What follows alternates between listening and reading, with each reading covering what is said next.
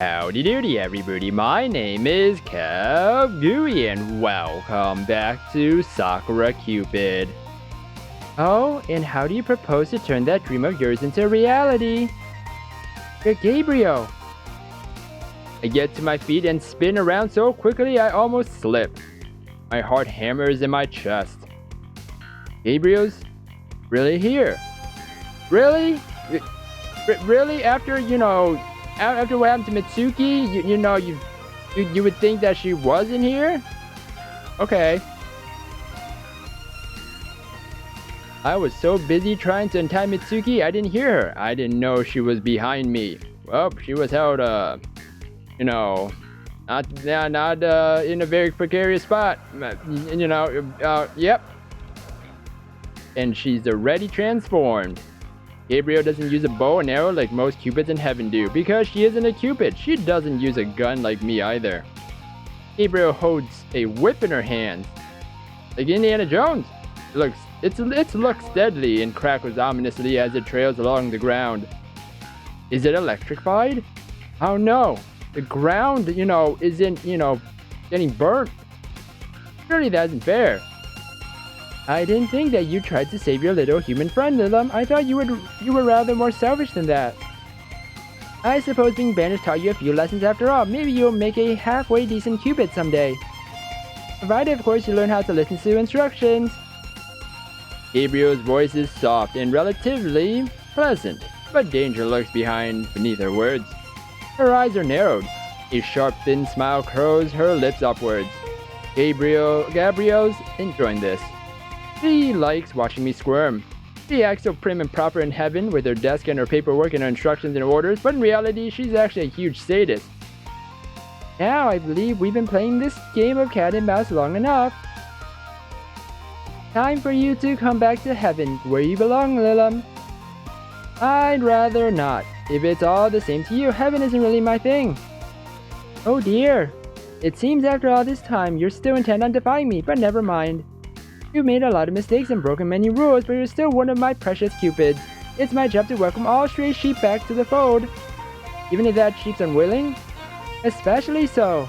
I've missed you so very, very much, and I've been thinking of ways to punish you for your transgression for weeks. I'm so excited I can't stand it anymore. Is it just my imagination, or is Gabriel's face turning red? Her breathing starting to get heavier. Gross.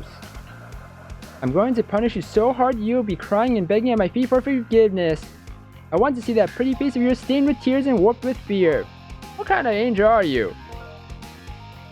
Prepare yourself, Lilim. By the time I'm through with you, you won't even remember your own name.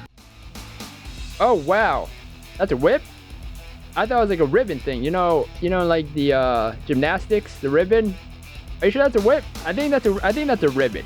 I'm pretty sure that's a ribbon. Everyone look at this. It's definitely a ribbon. Gabriel dashes forwards, moving her arm back. She's going to strike me with her whip.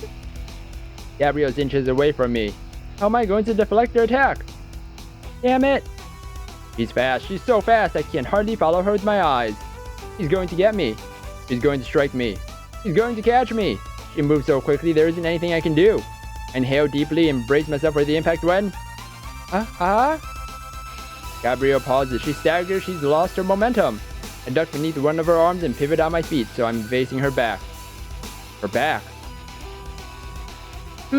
I see the two of you forgot about me during your dramatic reunion. Serra. Serra has her bow out. The string is still quivering. While Gabriel and I were talking, Serra must have shot an arrow at Gabriel. The arrows of Cupid dissolve upon touching their target, so it's hard for me to tell, but that's probably what happened. Thanks, Serra, you really saved me. Don't thank me just yet. Serra draws another arrow from her quiver. She bites her lower lip. That won't hold her off for long. She's right, too. The arrows of Cupids are tipped with pheromones. These pheromones are effective against humans, but only last about a minute when used against Cupids. Oh. Being an archangel, these pheromones will hardly have an impact on Gabriel. In less than 5 seconds, Gabriel has returned to her senses. Gabriel spins on the spot, her long hair fluttering. Her fingers grip the handle of her whip even more tightly. She's getting mad now. She's infuriated. But when Gabriel speaks, her voice is carefully controlled and cordial. Oh my, so Serra's here too. I didn't see you. Fortunately, I don't go running headfirst into danger like this idiot here. What are you talking about? I waited for you. I decided to hang back and bide my time. I thought you'd show up soon, and I wanted the element of surprise. I see, that was a rather good plan. It's no wonder you graduated from Cupid Academy at the top of your class. Thank you, I appreciate it. Serra's voice is icily calm. She sounds polite enough, but her bow is loaded and her fingers are poised to let another arrow fly. If it weren't for you, poor little Lilim would be at the mercy of my whip by now. She really is lucky to have you. Need somebody to keep her in check, I agree. You agree, why did you not return her to heaven like I asked? That was your duty as a Cupid, Seraphim, and had you succeeded, you would have been promoted. I was flattered by the offer, but if you think I delivered my best friend to you on a silver platter, you're wrong. You seemed content enough to go along with my orders at the beginning. I changed my mind. I don't want to do your dirty work for you. Lilim is my friend, my best friend. I'd choose her over you any day. Well, that is unfortunate. You were such a promising student. You had a great career ahead of you. All you had to do was follow a few simple orders. But evidently, that was too much to ask. And now you've decided to betray me. You betrayed your homeland. You betrayed heaven itself. If that's truly how you feel, then you have to be punished too, that is. Gabrielle looks at Serra archly. Unless you want to repent now. What? You grovel on the floor and kiss my feet, maybe I'll forgive you. You can come back to heaven with me and we'll put this unpleasant business behind us. What about that, Seraphim? What do you say? Gabrielle extends her hand outwards, the palm facing upwards. Will you come back to heaven with me? I... Serra pauses. For a few moments she looks shaken, but then she draws in a breath and squares her shoulders. No, I won't. I will never come back with you. Serra, two of us are going to fight against you, Gabrielle. We won't go back to heaven with you, and we'll protect Mitsuki too. My, how touching. I'm going to punish you long and hard to ensure you never rebel against me again. I just hope your frail body can handle it. Gabrielle kicks off against the ground and dashes forward with her whip. She's fast, but now I know how fast she is. It's a little easier for me to guard against her attacks.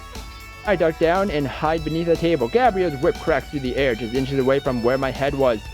Oh dear, are you running away? What else can I do but run? She's clearly more powerful than me. If I had some time, maybe I could point my gun and aim, but you'll never defeat me like that, you know. Her whip smacks against the table I'm hiding beneath. The table is blown backwards and smashes against the wall. Talk so big, but in the end, you're nothing more than an ant. And do you know what happens to ants? A cruel, smug smile twists Gabrielle's lips. You get crushed.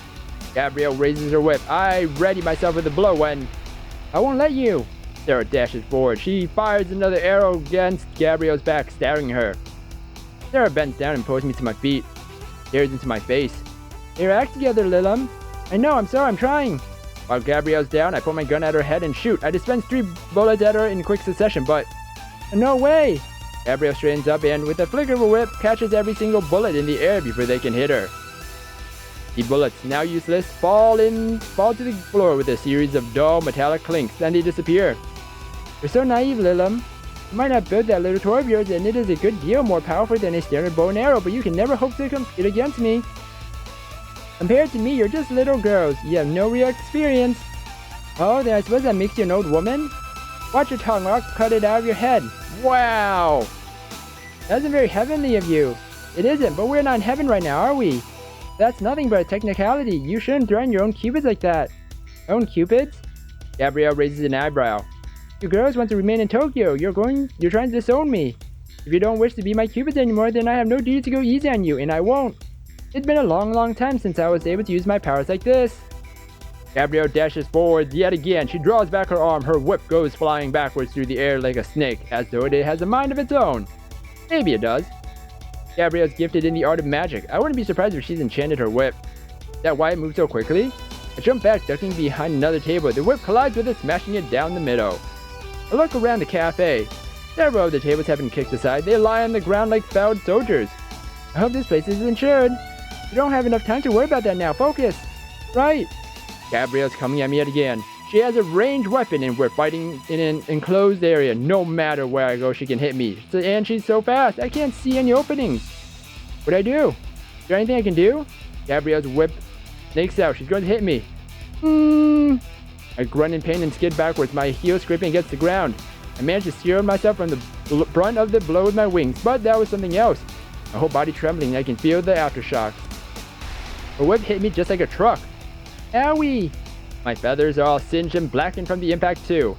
Oh, you poor thing, did that hurt? You know it hurt, you bitch. My, such language, it needs to be taught a lesson. Gabrielle charges towards me. I'm backed into a corner and there isn't anywhere I can go. I won't let you lay a finger on Lilim. Serra draws her bow back. She fires an arrow. It's one of the magical arrows she used when fighting against me. The arrow splits into 2, then 4, then 8, then 16. Dozens of arrows rain down on Gabrielle from above like a shower of shooting stars, but... child's play. It isn't enough. With one click of her fingers, Gabrielle summons a barrier. The barrier surrounds her like a bubble and absorbs all the blows from the magical arrows. That was my last arrow too. Foolish girl. Gabrielle dispels her barrier with a wave of her hand. She smiles. You should know better than anyone that mere arrows won't work against me. I'm much too powerful. Even if you were at the top of your class, I suppose you're just a cupid after all. Cupids can't fight against archangels. It's not possible. You're too weak. Gabrielle flicks her whip outwards as Serra tries to defend herself, but it's too late. Too late! The whip catches Serra's side and knocks her to the ground. Serra hits the ground with a dull thud. Her body lies there, curled up on itself like a discarded rag doll. Serra! She hurt? Is she bleeding? I hope she's still breathing. Gabrielle wouldn't kill her, right? She might be sadistic, but even she wouldn't go that far. Tries to rush over to Serra's side, but not so fast. Gabrielle's whip snakes out once more. It tangles about my ankles, tripping me up. My arms pinwheel in the air. I'm losing my balance. Ow! Hit the ground hard. My head smacks against the floor and I see stars. When I blink, whole constellations burst to life behind my eyelids. It hurts. My head. Now, look at what I have here. Gabrielle approaches me. Her whip is still entwined around my ankles like vines. I can't stand. I try to pull myself up into a sitting position, but Gabrielle clicks her fingers and the whip begins to coil itself around my upper body. It's moving on its own. I can't fight it. I can't. It's hard to breathe. It hurts. Everything hurts. My. I've always thought you were pretty, Lilim, but you look even more beautiful when you're tied up like this.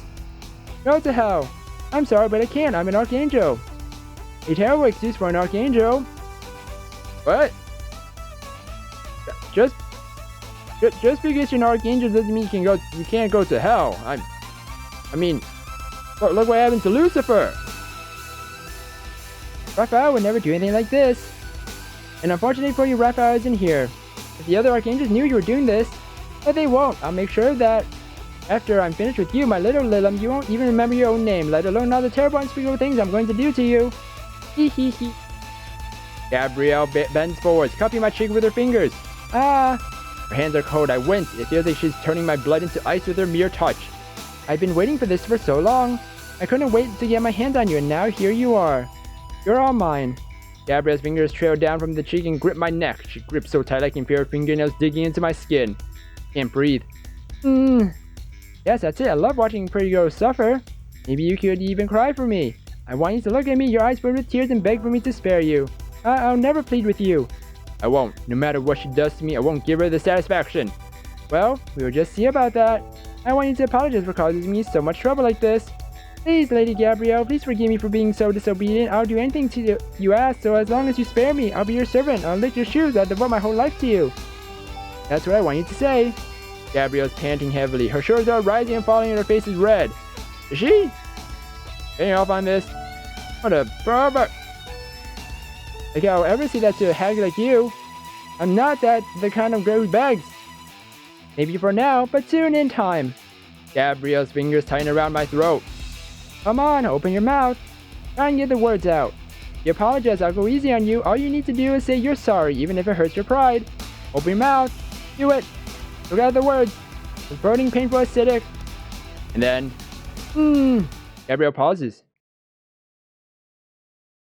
Her face drains of color. What happened? Why is it all quiet all of a sudden? And in that moment, turns her head, her hand pressed against her mouth, and vomits on the floor.